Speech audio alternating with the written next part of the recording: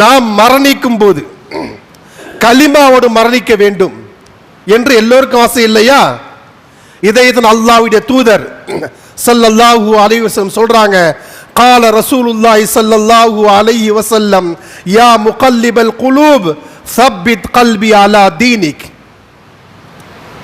இந்த ஹதீஸை உம்மு ஸலமத்தா ரலியல்லாஹு தஆலா அன்ஹா அவர் அறிவிக்கிறாங்க. நபிகள் நாயகம் ஸல்லல்லாஹு அலைஹி வஸல்லம் சொன்னதாக, யா முகல்லிபல் குலூப், உள்ளங்களை புரட்டுபவனே, சப்பித் கல்பி அலா தீனிக், உன்னுடைய மார்க்கத்திலே உன்னுடைய மார்க்கத்திலே நிலைத்து நிற்க செய்வாயாக. என்னுடைய கல்பை உன்னுடைய தீனுல் இஸ்லாத்திலே நிலைத்து நிற்க செய்வாயாக என்று இந்த துஆவை அதிகமாக கேளுங்கள், அதிகமாக கேளுங்கள். எந்த அளவுக்கு என்றால், ஒரு மனிதருடைய ஈமான் தீனுல் இஸ்லாம் இஸ்திகாமத்தாக இருந்து விட்டால்